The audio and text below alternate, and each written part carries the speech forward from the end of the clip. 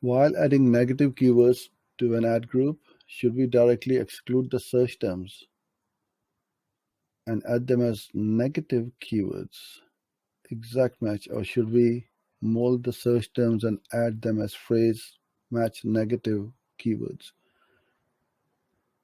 I'm not quite sure what you are asking, Swift Propel, but what I'm trying to understand is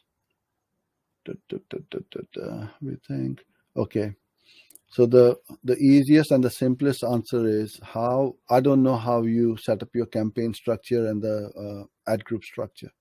So if you are running your account, okay, I'll talk about myself or our agency. We will have an account level negative keyword list and either a campaign or a ad group level negative list. So if that ad group is, let's say, it's about iPhones, buy iPhones.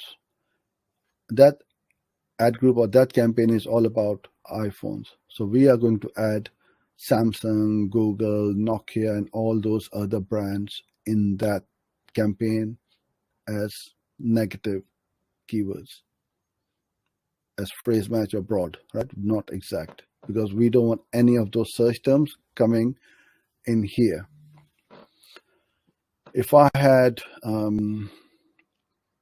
ad groups within that campaign, iPhone 10, iPhone 11, iPhone 13, then we are going to block the ones which are not in that ad group as the keyword.